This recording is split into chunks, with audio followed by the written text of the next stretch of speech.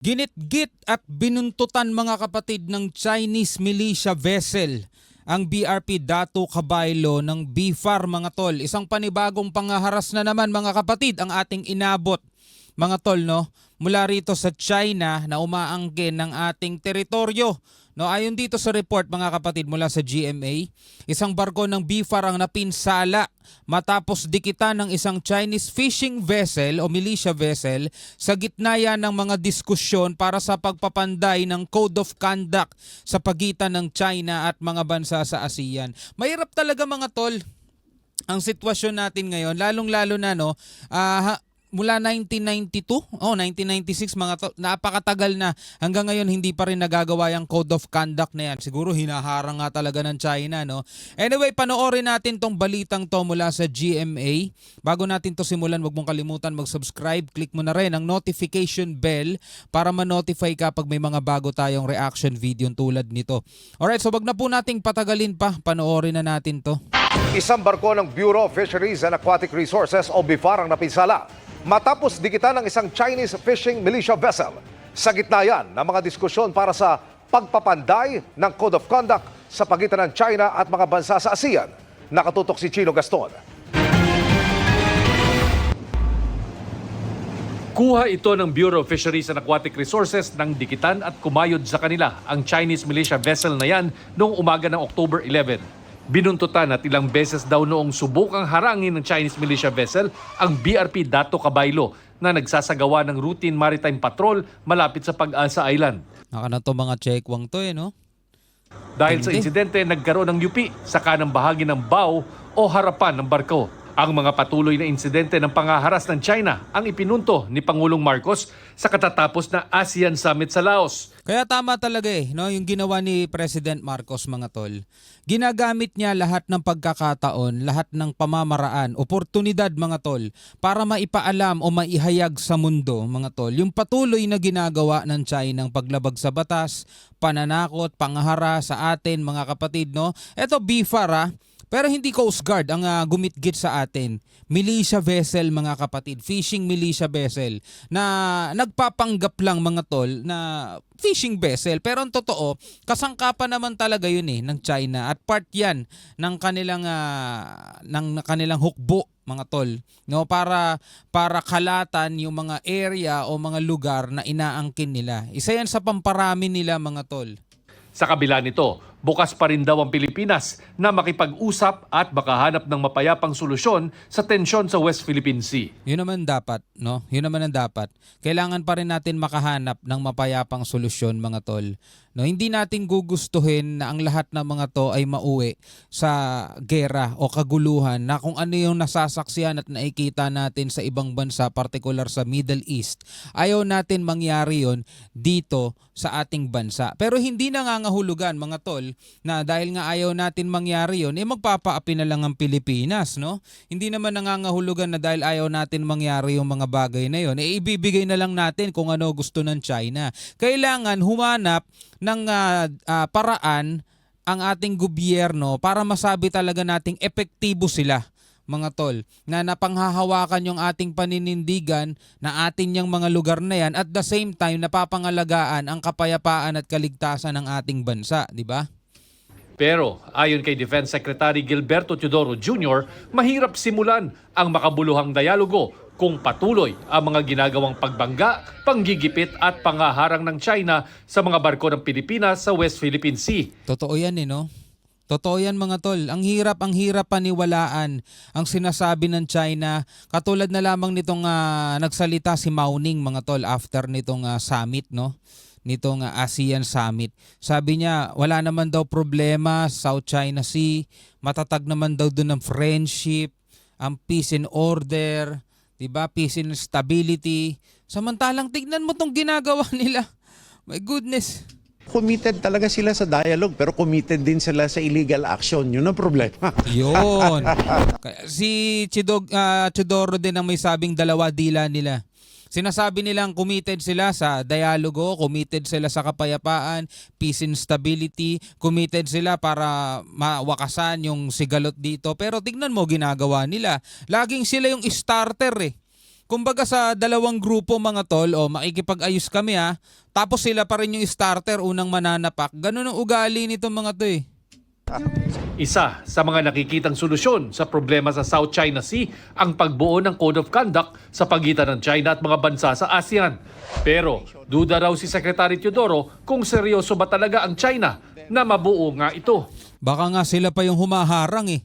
'Di ba? Sa Code of Conduct na yan eh. Baka nga sila pa yung pumipigil para hindi magkaroon eh. We look forward to good faith discussions. And the President has given the marching order that he looks forward to good faith discussions and we will comply. And do you see now a good faith, yung on the part of China? Right now, I honestly speaking, I do not see that. And the President also echoed that in saying that we cannot cast a blind eye or turn a blind eye on what is happening in the West Philippine Sea. Totoo mga tol eh. 'Di ba? Hindi tayo pwede magbulag-bulagan dyan mga kapatid kasi kitang-kita natin kung ano yung mga nagaganap at nangyayari dyan mga tol. Ayaw natin silang kaaway, di ba? Wala namang may gustong may kaaway kay, di ba? Actually mga tol, maraming mga Chinese na naninirahan dito sa Pilipinas, di ba? Dito nga lang sa mga condo rito sa Pilipinas mga tol, ang daming mga Chinese na mga bumibili ng condo unit dyan. Diyan sila naninirahan, payapa sila rito sa Pilipinas. 'Di ba? Wala tayong problema sa kanila. Yung iba maayos na naghahanap buhay sa Binondo. Ang tagal na nilang nakatira diyan. Panahon pa siguro ng unang panahon mga tol, nakatira na sila diyan. Matagal na natin silang kasama rito, 'di ba? Sa dapat nga magkaibigan tayo eh. Pero paano mangyayari 'yun mga tol?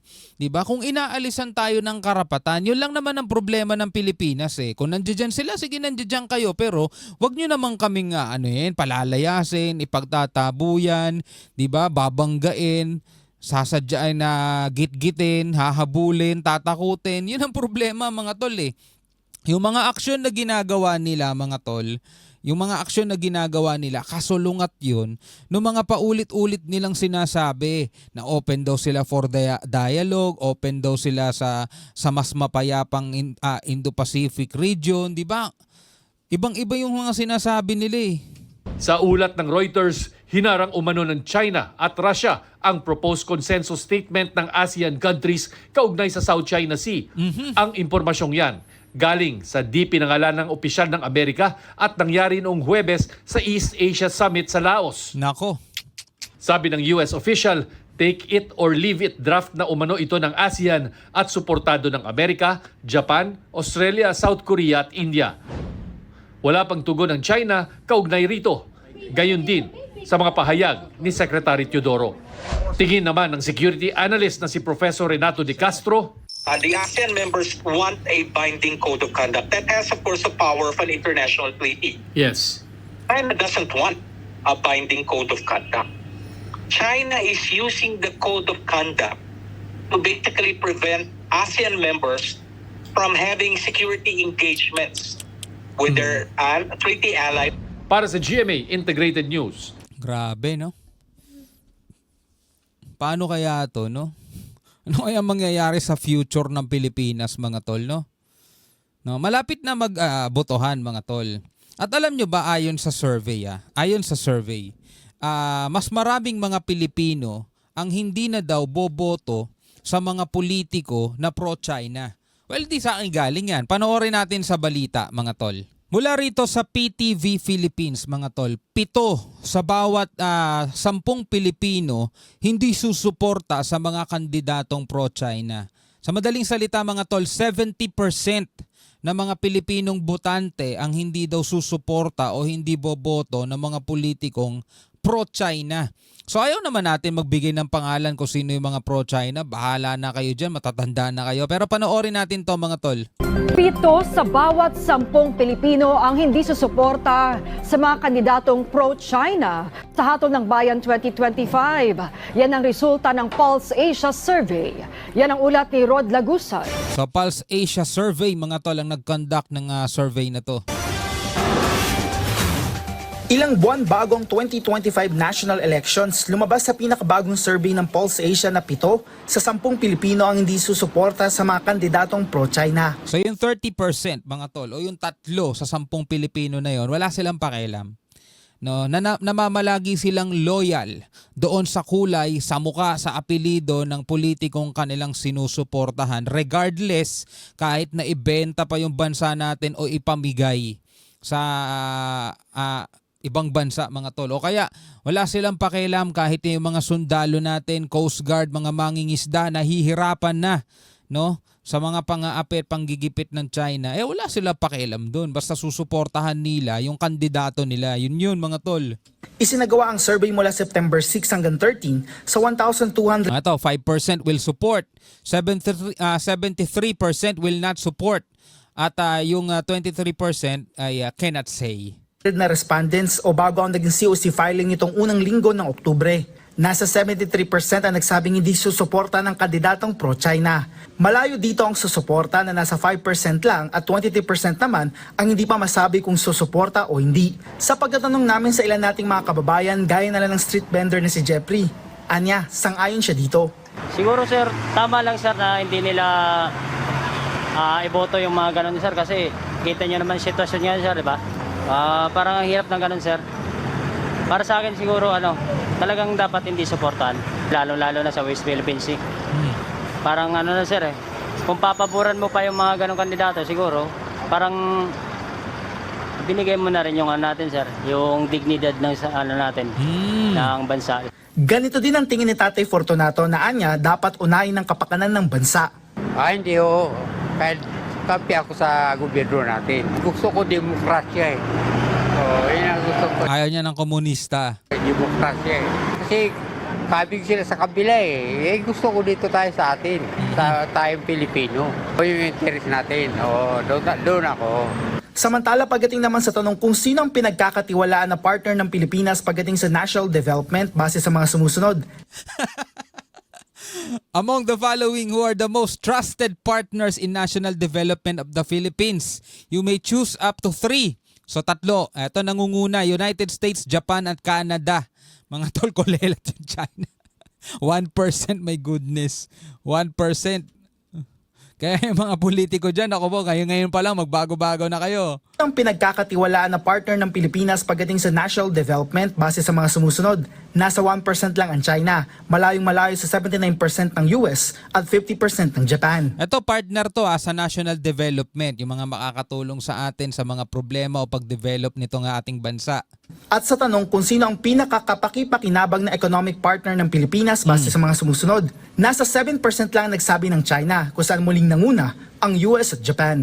Rod Lagusad, para sa Pambansang TV, sa Alright mga kapatid, unti-unti mga kapatid nagiging malinaw na sa mata ng mga Pilipino. Kasi kitang-kita naman natin yung survey, di ba? Napakarami mga tol ang nawawalan na ng tiwala mga tol. Iba kasi yung sinasabi mo sa ginagawa mo. Paano ka pagkakatiwalaan? Di ba action is stronger than words? Di ba? Iba yung ipinapakita doon sa sinasabi lang. Paulit-ulit kang magsasabing para sa kapayapaan, para sa pagkakaibigan, peace and stability, tapos nakikita ka ganyan ang ginagawa mo. Tapos dito sa mga politiko rito sa gobyerno, paano ka iboboto ng sambayan ng Pilipino kung wala kang imik sa mga pambabasto sa atin ng China, tapos kung saan-saang mga issue ka nakikisaw-saw lang, di ba? Anyway, mga kapatid, ayaw kong pangunahan kung sino yung gusto nyong iboto. Meron kayong free will tungkol dyan sa mga bagay na yan.